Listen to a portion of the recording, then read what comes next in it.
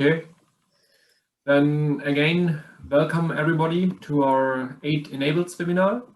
After presenting last month the possibilities printed electronics show for the Internet of Things, today we want to have a look what printed electronics can do in the area of energy harvesting. So my colleagues Xiaowei Feng and Mahmoud Waghi from Karlsruhe Institute of Technology and the University of Southampton will present their research in the area of printed electronics for energy harvesting. Before we go more in depth into the presentation, I want to give a short overview about our Enables project. Our aim is to create a community powering the Internet of Things. And for that, we have here our infrastructure you can see. And this is in the areas of energy harvesting, energy storage, and micropower management. And from our user community, we connect to academics, technology gateways, and industry.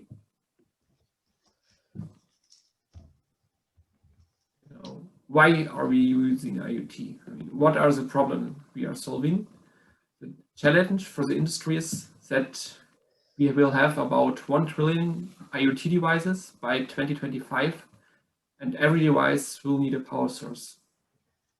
The number is because you can roughly calculate that there are like 100 devices for every person.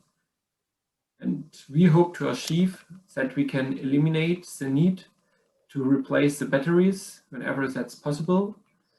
And here it's a research excellence challenge where we aim to collaboratively and actually develop application-oriented and optimized solutions. We want to do this by getting the academic and industry developers to work together so that we can accelerate and optimize the development and hope that we can get a standardization going. Just a short overview about different IoT applications. You have it in every branch of technology, be it in shoes, in clocks, in watches, for solar cells, for smart homes, in industry. And each IoT device needs some specific parts, as you can see at the bottom. In the beginning, you have the signal, then it goes to the sensor and to the detector. It's getting processed, and at the end, you have the actuation and the data transmission. Now, I just want to give a short introduction what we are doing here at Enables and what we can do for you. We have 2 different programs, the Transnational Access Program and our joint research activities. And the Transnational Access Program offers you free of charge access to our expertise in laboratories. We can do all kinds of different feasible studies, and it's open for everybody. And in our joint research activities, we try to create system-optimized and application-oriented solutions with standardized methodologies and library parts. Good. That's everything for my part.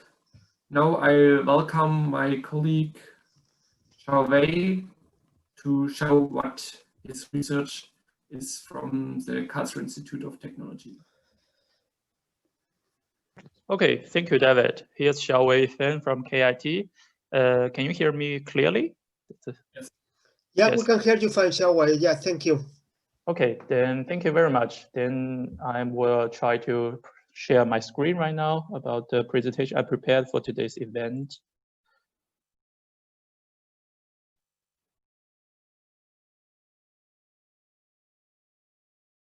So can you see this on my screen properly? Yeah, it's working fine. You can start. Okay, then I can start. So hello, everybody. My name is Xiaowei Feng from KIT, Germany.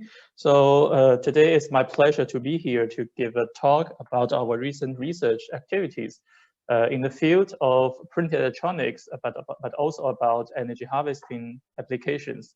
So thank you very much, David, and Enables, Nicholas, who has organized such kind of amazing event for us to exchange information. And today, as the title goes, we will talk about our recent publications and the recent research results of one printable full-wave rectifiers, and which features a very low turnout voltage, which is enabled by our printing technologies to fabricate thin film transistors. And in the following 15 minutes, you will see how this will be interesting for energy harvesting applications. And before that, I would probably to mention that this work has already been very freshly been publicated just recently on the IEEE transaction on electronic devices. So if you have further more questions or want to have a look at the details, please feel free to read our papers. So first of all, I want to start with some basic concept about what is actually printed electronics. So the question can also be asked like, what can printed electronics achieve? So based on the year's research, we found out that there are some needs to realize new kinds of electronic devices, which has the features like transparent, and which can also probably electronics which can be weared in the flexible surface like your body. It's essentially important for medical and security or embedded system applications. And these are all the applications which could be quite hard for conventional silicon transistors.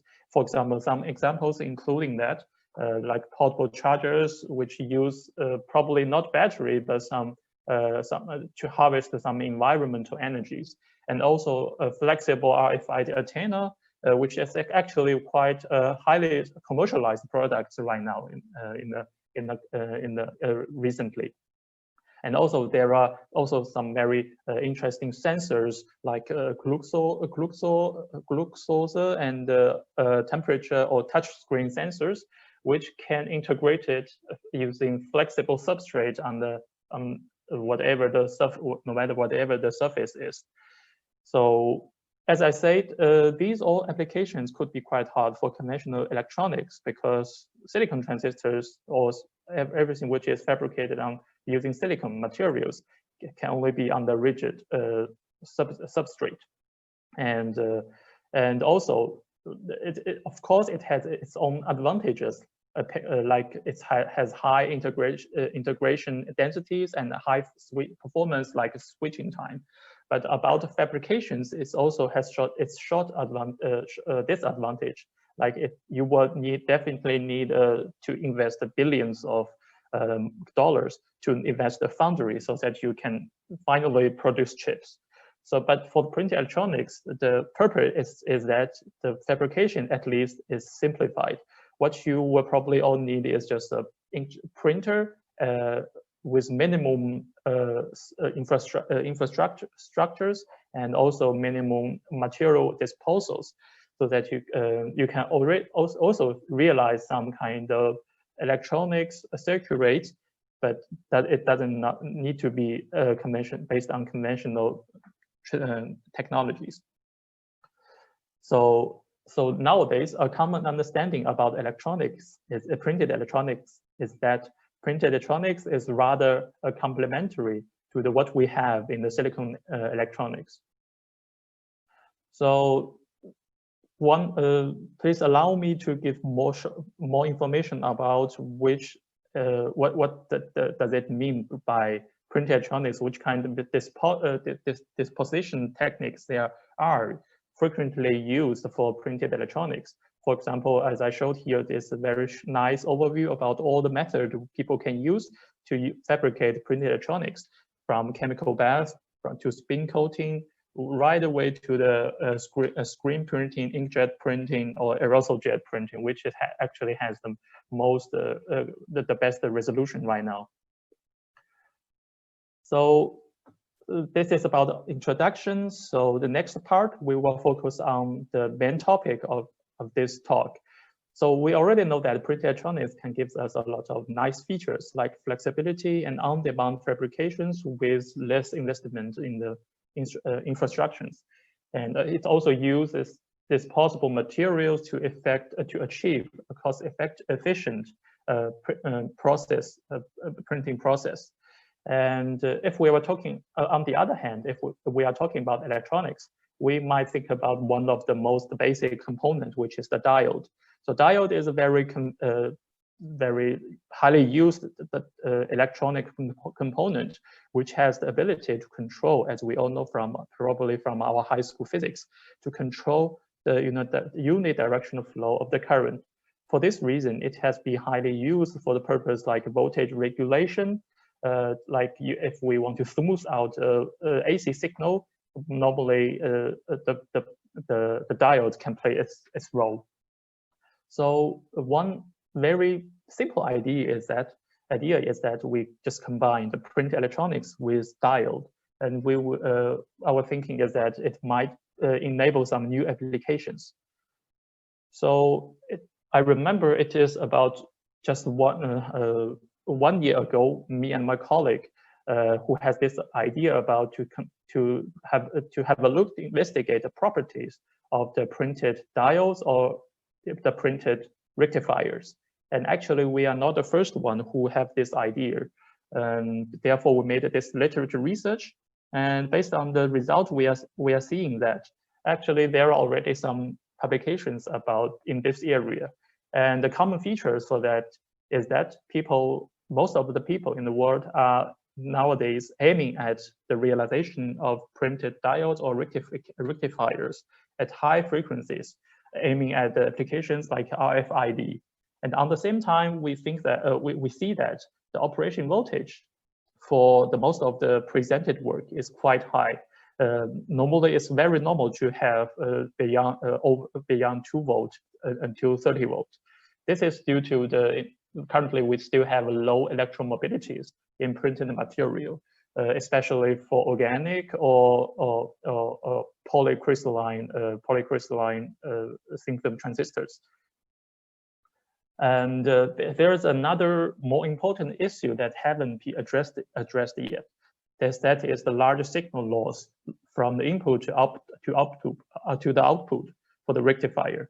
So this is makes extremely efficient for the rectifiers to process some small signals. As I listed here, there's one figure from one publications, and this is about one printed half-wave and full-wave rectifier using the organic diodes. And here you can see that diodes are capable of process the signal with amplitude of 10 volt. But at the same time, the loss from input output, as you can see from here, is at least more than 3 volt. And we can imagine that it cannot provide some good efficiency if it is used for even smaller amplitude signal. But however, there are some applications which are quite sensitive to that point. For example, we cited another researcher who is studying the piezoelectric energy harvester. And this kind of energy harvester is normally uses the mechanical movement, convert the mechanical movement to the electrical stimulations. And because of it is limited by the mechanical movement, therefore the frequency of such kind of energy harvester is normally not so high. I mean, normally less than 1 kilohertz. But at the same time, we cannot expect a very large amplitude of the output signal from this energy harvester, because it is all to be used in the daily life where it is collecting some movement, but with probably just a very small amount of it. So, as the author already mentioned at that time, that it is already very challenging to develop appropriate rectifier circuit that are efficient to process such kind of small signals produced by energy harvester. And therefore, we think that this is one lacking area in the development of the rectifier circuit using passive elements, especially in the printed electronics field. But fortunately, we have the chance to realize this kind of feature using our own technology at KIT. So let me jump in and give some introduction about our own technologies to fabricate thin film transistors using electrolyte gating approach. So in this approach, we're fabricating thin film transistors. First of all, we have some ITO sputtered glass, and we pre-structure it with e-beam lithographic or laser to form some source drain electrode patterns. And then we use a dematrix material printer to inkjet print our materials. The first step is the precursor derived indium oxide. And then we anneal it under 400 degrees to form a polycrystalline indium oxide channel, semiconductor channel. And then we inkjet print electrolyte. On top of it, plays a role as an insulator to form a field effect transistor.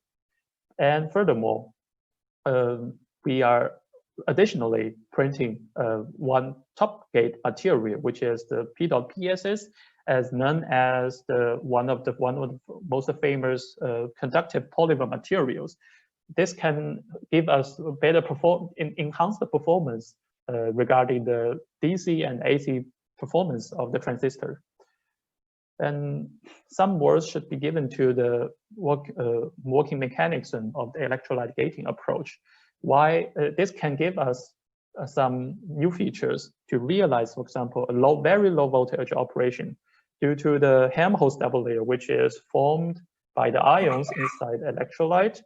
And normally, for the dielectric, the oxide capacitance is dependent on the dielectric constant.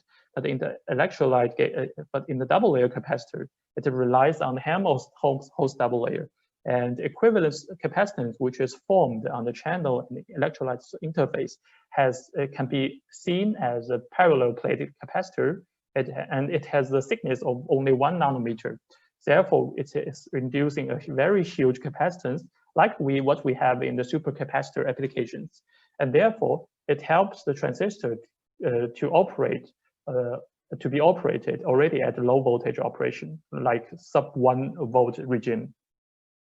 And furthermore, after years of studies, we find out that we can choose the VTH, or the threshold voltage, above which the transistor can be turned on by various approaches. Like, for example, there are relevant studies this can be done by channel geometry scaling and also by the doping of the semiconductor. And in this case, we use a printed electrolyte-gated transistor and use it as in the diode-connected configuration. And with some approaches, we have successfully, as you will see here, to achieve an almost zero turn-on voltage, which is actually very close to the ideal diode behavior, which sometimes I think is quite funny, because this kind of ideal behavior can never be realized by a real diode, because diode, you have always PN junctions, and there is a building potential that you need to overcome, which gives you always necessarily gives you a voltage loss. But this story doesn't exist for transistor, or especially diode-connected transistors. But at the same time, as we can see from the IV characteristics, this device can offer us an on-off ratio about 100, and at the same time, a maximum current it can supply is about 1.4 milliamp. So using this kind of new features, and we built printed full-wave rectifier, which is in the key position here in our characterization setup. And to perform the experiment to characterize the electrical performance of the rectifier, we have the input from the function generator and attach different discrete components, capacitance load and resistance load. And at the end, we use oscilloscope to observe the output and to see the efficiency. And here is some short videos. We just want to show how we are excited to see our idea is working for the first time. So as far as I turn on the voltage, an output, an input, the rectifier start to work and gives us a very nice rectification of the input voltage. So at that time, we're just very thrilled. Yes. And in the next steps, we are trying to make a performance evaluation. First of all, we try to see how it is working at different load resistance and different frequencies. And we can see here that clearly there's a cutoff frequency exists for this printed rectifier. And currently we can reach around around 200 frequencies, which might be already sufficient for some applications, like as I mentioned, the mechanical energy harvester. And also we have observed currently the output current is dependent on the output resistance. Like if you have smaller output resistance, the voltage start to decrease because the rectifier needs to output more and more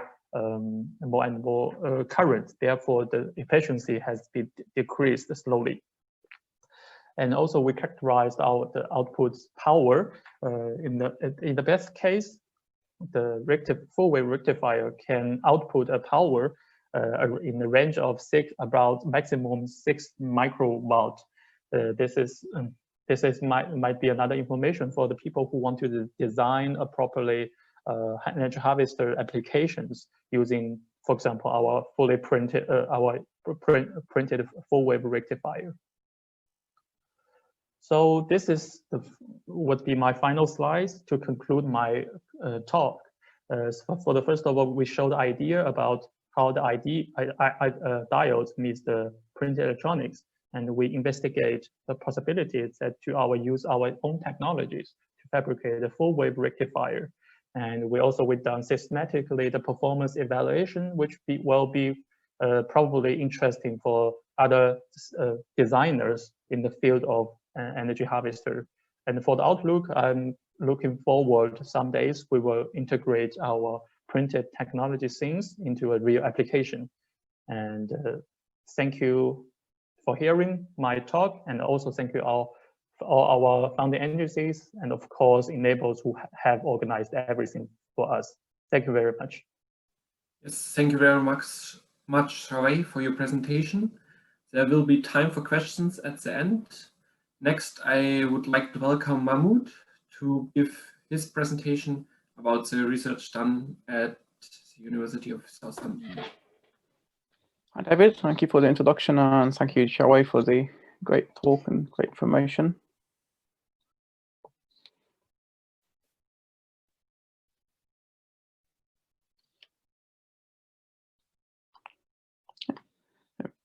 Hello, everyone. My name is Mahmoud, and I'm from the University of Southampton, and I'm working on Project Enables on realizing high-frequency energy harvester circuits, radio frequency energy harvesters, and wearable antennas for Internet of Things applications.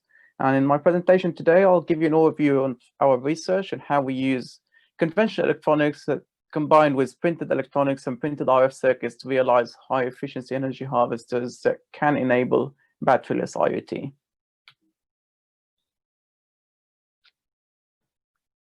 So first of all, I'll go briefly on what printing techniques we use at the University of Southampton, what we have realized in terms of printed energy harvesters. Then I'll move on the motivation and the methods we use to realize RF electronics and antennas, and how we integrate commercially available integrated circuits into our systems to achieve the best performance. And finally, I'll talk a bit about the applications where this can fit between transparent energy harvesters, low-cost printed electronics, as well as how this can scale up to future 5G frequency bands.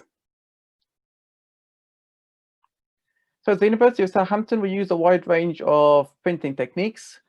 Xiaowei have extensively talked about inkjet printing, which, as we know, is a thin film and a very high resolution printing technique. You can use it to print semiconductors as well as just conductive traces on virtually any surface. It doesn't require a mask or a screen, so it's very well suited to prototyping, but it does require a lot of optimization and expertise to get very high resolution features.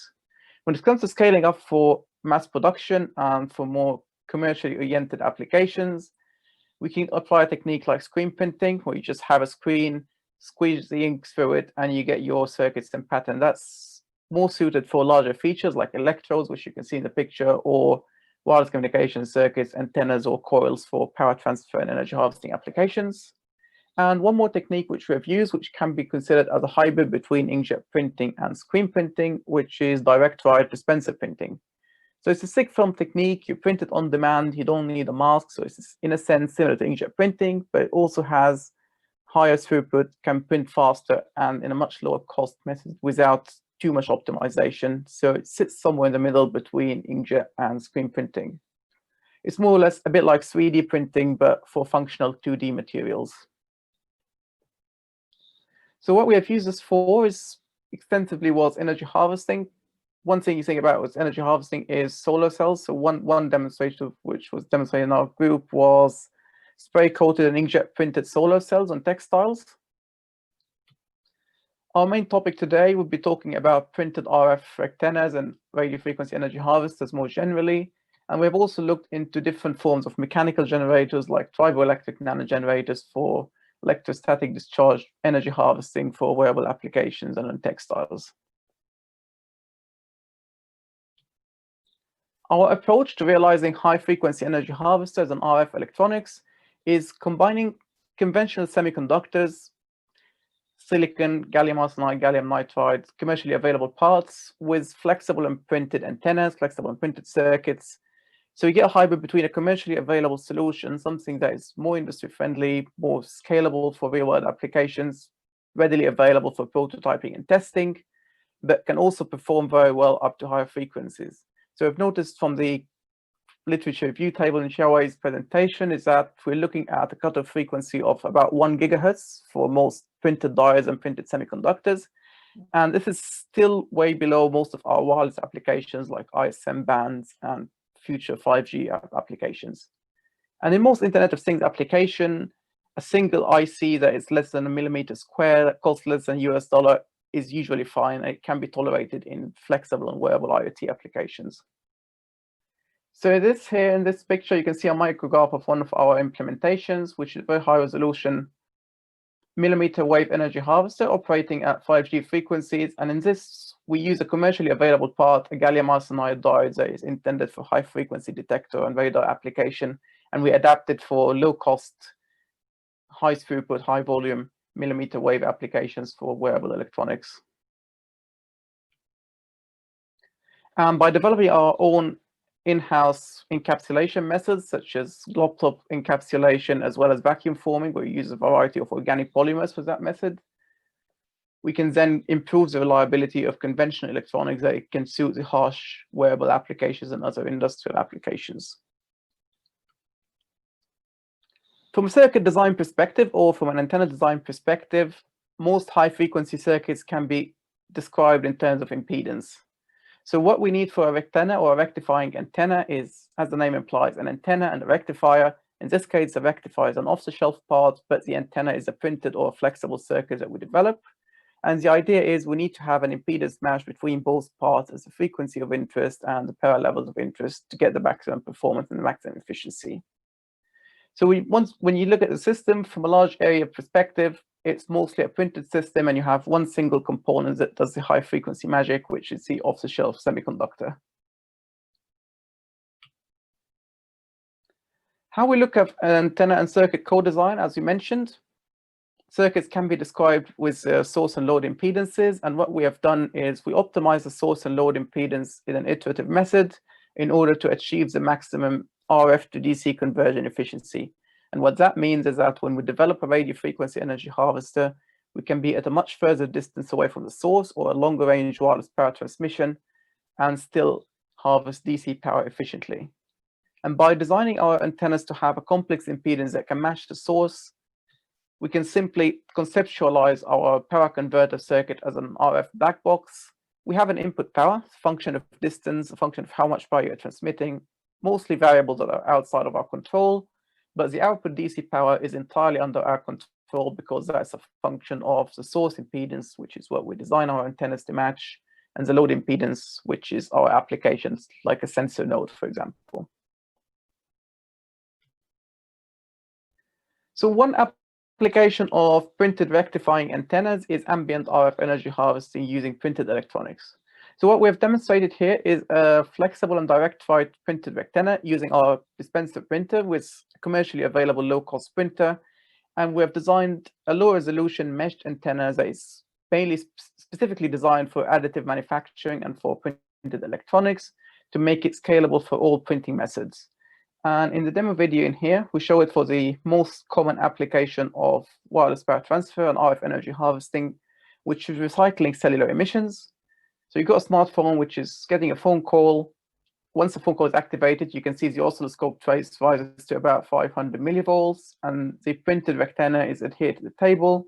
As you move around the phone, you would expect the magnitude of the voltage to reduce because multipass effects and reflections and simply human body shadowing.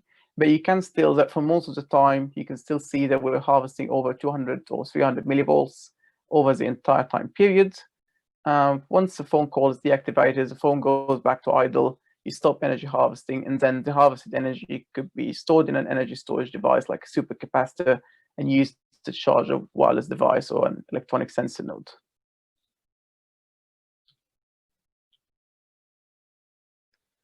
So in this case, as we're looking at direct fired printing, we always want to reduce the material. The main cost in printed electronics is the conductive inks. Conductive inks are relatively expensive, and the less ink you use, the lighter weight the system, the more eco-friendly and the lower cost it is.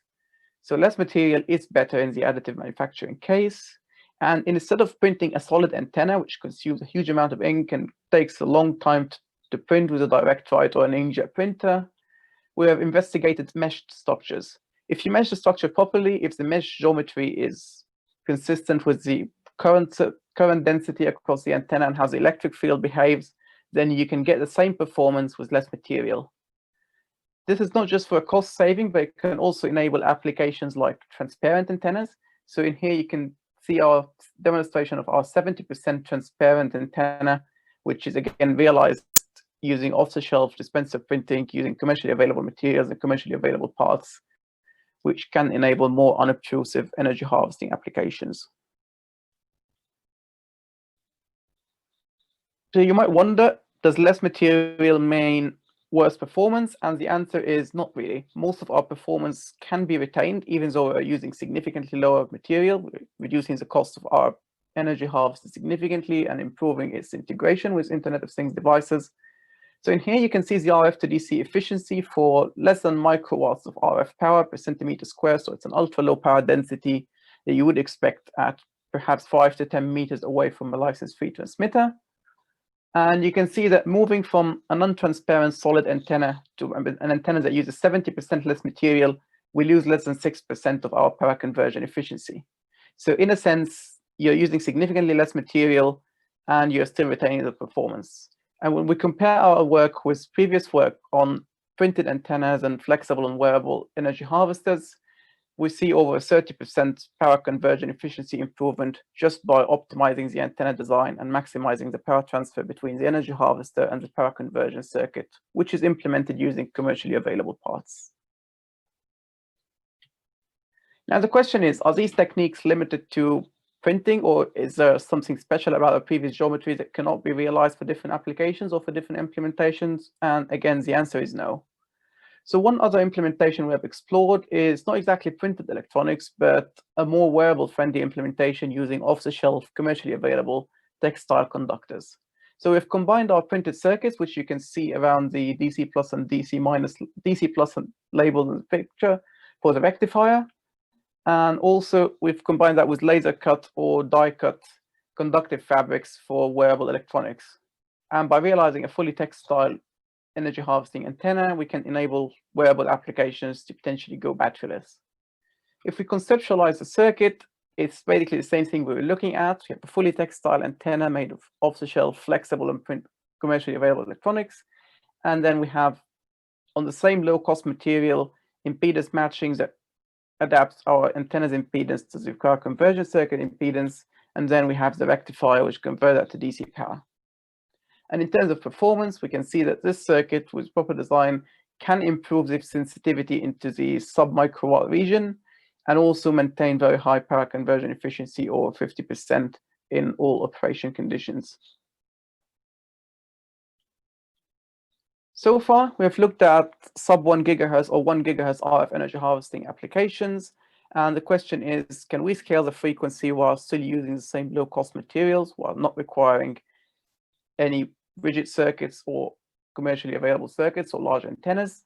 So in order to do that, we have explored millimetre-wave energy harvesting at 5G frequencies. 5G base stations will be much more pervasive, have microcells in almost every room. So there is a potential for having the same information transmitters direct power into, for example, wearable devices. So in the left-hand side figure, we have an in-house prototyping method where we use silicon wafers to etch flexible circuits on polymers using a very straightforward, very fast and low-cost process. And having a large area, we can prototype multiple designs at the same time and get a higher throughput for multiple designs and reduce the mask and photolithography costs. In the second photograph, you see our millimeter scale energy harvesters that operates between 20 and 30 gigahertz, etched on an organic polyamide substrate. And finally, once you integrate a single semiconductor component, which is a gallium arsenide diode, which we looked at this picture earlier, you can see our assembled product adhere to textile, which is then can be used in wearable applications. So is antenna design and circuit design for such high frequencies and textile just a matter of scaling the dimensions or copying existing designs for conventional electronics? And the answer is no. Textiles, for example, polymer substrates and organic materials are very lossy. They're not designed to operate beyond 1 gigahertz and they will just dissipate most of the signal. So if we straight away take an existing textbook antenna design, implement it in textiles, you'll have a very low efficiency, very low gain, and you will not harvest enough power. So what we have developed is an optimized antenna design for low-cost substrates. And the key word here is to minimize the area, minimize the contact with your lossy substrates, so less electric field gets dissipated in the substrate, more power gets radiated, or in our case, more power gets accepted from air. So using the antenna that you can see in the photograph, we can improve the gain by more than 10 times, going up from less than 4 dB gain to more than 7 dB gain, which can translate to more than 2 times range improvement over a conventional microstrip antenna design implemented on the same textile substrate. So how well does this system perform and what is the main design parameter? When it comes to RF energy harvesting, you want to have a versatile operation range. You want to be able to harvest from the entire frequency spectrum. And the main thing was 5G millimeter wave band. That's so much spectrum available. So we need to be able to operate over the entire spectrum.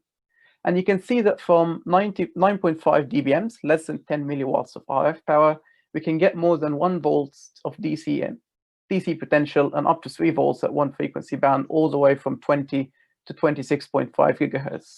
And in terms of power conversion efficiency, even though this is implemented entirely in textiles, it has a very broad bandwidth. It can still convert power with more than 10% millimeter wave to DC efficiency. So this way, we are saying that 5G bands, high frequency electronics are not just limited to high cost, high value applications. It can go for unobtrusive wearable energy harvesting on very low cost conventional materials. So to summarize the key points in my slides, printed, flexible, textile-based, and large area electronics can enable batteryless Internet of Things, and hybrid solutions that combines off-the-shelf semiconductors, off-the-shelf diodes, and rectifiers with printed antennas and flexible impedance matching circuits can offer the best performance. It can get very high power conversion efficiencies. It can allow us to do ambient energy harvesting, and it can also scale to frequencies beyond 20 gigahertz for future 5G networks. And the thing is, the cutoff frequency is only limited by the devices. If we get our designs right, the material properties are not an obstacle, and we can operate in the higher millimeter wave frequencies. So thank you very much for listening, and feel free to email me or check our publications for further info. And I'll just hand it over to David for our Q&A. Yeah, thank you very much for your nice presentation. I will start with the questions now. We got one question via mail before the presentation, so I will start with that one.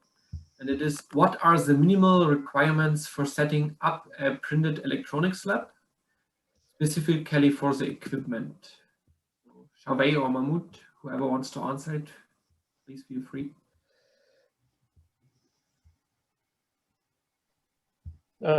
Maybe Mahmoud, you can. Yeah, I can go on. Yes, please. Can I get this screen up again, David? Oh, sorry, that's me. Sorry. Oh, okay, that's all right. No worries. We had got a few questions from the chat, so I was putting them up. Okay, sorry. I was going to refer to the slides in the answer, so I hope you can see that now. Go to the screen. Yeah. Just to confirm, you're seeing the slides, right? Okay, so in our presentation, we've just talked about the wide range of printing techniques we used. Printers can scale in terms of cost. So I think the inkjet printer is usually in order of $10,000 US. Correct me if I'm not exactly correct, but it can scale down to as cheap as the cost of a 3D printer. So an off-the-shelf 3D printer that costs less than $200 US can simply have its nozzle replaced with a nozzle that can dispense conductive ink, and that whole solution would cost less than $50 extra US to the system. Conductive inks can be expensive if they are ordered in small quantities, but again, that could be accounted for on the design side by reducing the amount of conductors you need to realize a certain circuits. So for example, the printer you have in the right-handmost picture in our slide is a commercially available PCB prototyping printer that comes integrated with a soldering tool and an ink curing tool and costs less than £3,000. So in a sense, it's not an extremely low-cost solution, but comparing it to ordering multiple printed circuit boards from a standard PCB house and the lead time, then printed electronics can actually be a relatively lower cost solution.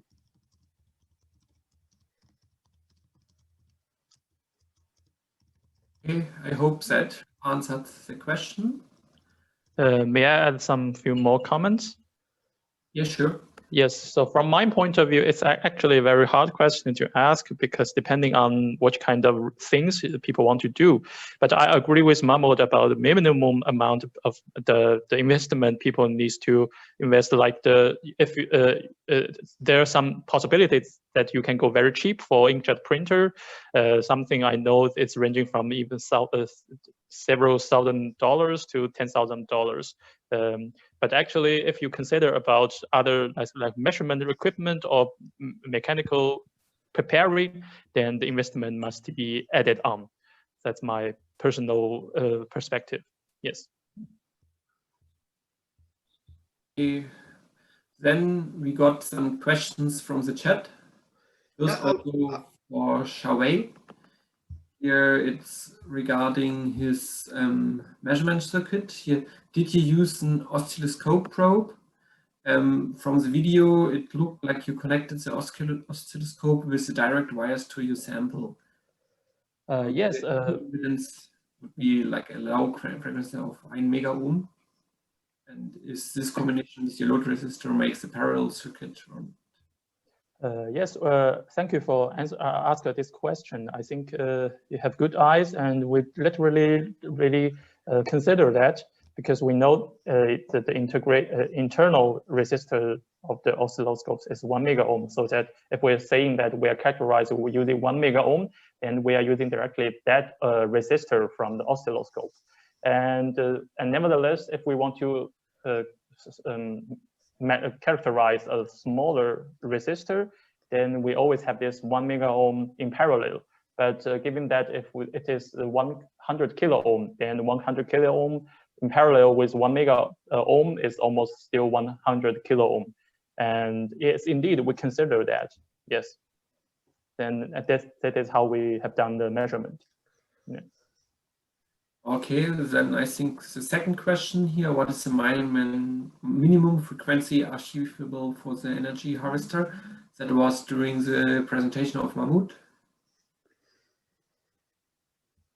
think the answer for this, the minimum frequency could be as low as it can get. It could be DC in theory. So it's usually the limits is in higher frequency when looking at performance, but rectifying power efficiently at lower frequencies is a lot easier, but then that comes with a size trade-off for the antennas and the coil size. So lower frequencies, longer wavelengths, and to get more efficient radiators, you just need larger structures for electromagnetic resonators.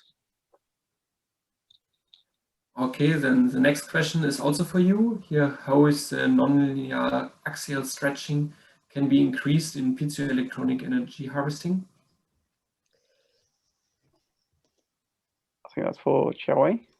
No, it's for you. I think it was during your presentation. Yeah, but whoever wants to answer, yeah, I suppose. Yes.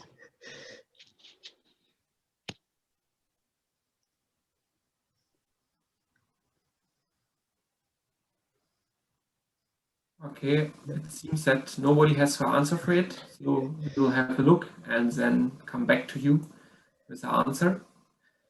Then the next question we already answered. Then the fifth question would be, is energy harvesting on a nanoscale prominent?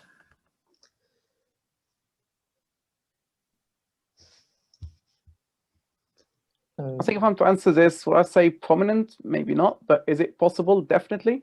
With wireless power transfer and RF energy harvesting, the higher you go in frequency, you start going into the nanoscale. So with 10 up to 100 gigahertz frequency bands, you start going into the microscale, and you can realize your entire system in micrometer dimensions. And if we start going higher in terahertz bands, then that's when nanoscale antennas and nanoscale rectifiers become the solution. But is it a widespread solution yet? Then it's mainly limited for research implementation at the moment. Okay, thank you. Then for question number 6, is energy harvesting a concept we can foresee in everyday applications? Yes, this maybe I can give some insight. And I think I'm quite optimistic to that questions, because on the one hand, people are trying to increase the efficiency of the energy harvester. And on the other hand, there are always more and more low power devices which can be driven by the energy harvester. So I think in the future, and I think nowadays people already can see some demonstrations of this kind of applications. Mm-hmm. Okay, and then there's one more question for Mahmoud for his presentation here. Is the 0.05 voltage drop on the diode due to the printing materials you are using? Again, I think that's for Xiaowei. For us, we used commercial diodes, and the voltage drop across them was 140 millivolts, and that's just due to the voltage threshold in the devices. Okay, then it was for Xiaowei. Yeah, maybe it's for me. And actually, let me think. Yes, it's on the diode, because you will always have some non-infinite resistance in the transistor when it is conducting. So we keep it as a minimal amount, but still we have this kind of 50 millivolts drop on the diode when one of them is conducting. Yes. Very good. Thanks. David, I propose if someone has any questions that they want to ask live, if they could turn on the microphone on and ask the question. Or if you want to keep sending them the chat, but I think there hasn't been any new ones now.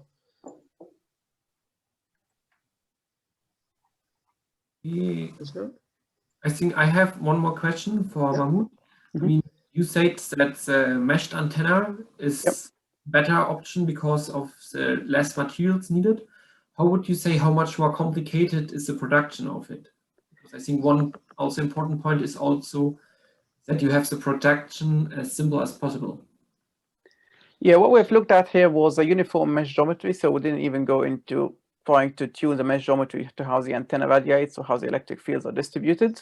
But even with a uniform mesh geometry and by reducing the material 70%, we only had about 5 to 10% loss in the antenna's radiation efficiency.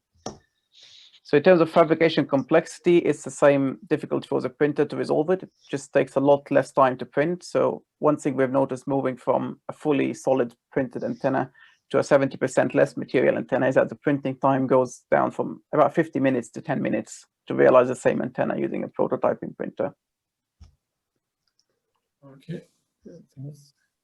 May I ask one question to Mahmoud? Yep. Yes. Thank you for your presentation. It's very nice work. And I just want to ask about you print your antenna can be printed on the flexible substrate. And have you ever tested that if the flexible to how much extent this flexible substrate can be bended, for example? Yeah. But still, this can still provide efficiency of the to collect energies. Yeah, we have investigated the repeatability and the bending of those flexible printed antennas and flexible circuits more generally. With the printed traces, like for example, the dispenser or the screen printed traces, it's mainly a function of the ink rather than the design. So it depends on the conductive ink you're using. So with some of the off-the-shelf inks, you can get maybe 100 bending cycle, while with inks more specific for flexible circuits, we got up to 1,000 bending cycle with more or less the same DC resistance. What we also use to overcome this problem is our hybrid photolithography technique, where we use commercially available copper laminates, which are already adhered to an organic polyamide substrate.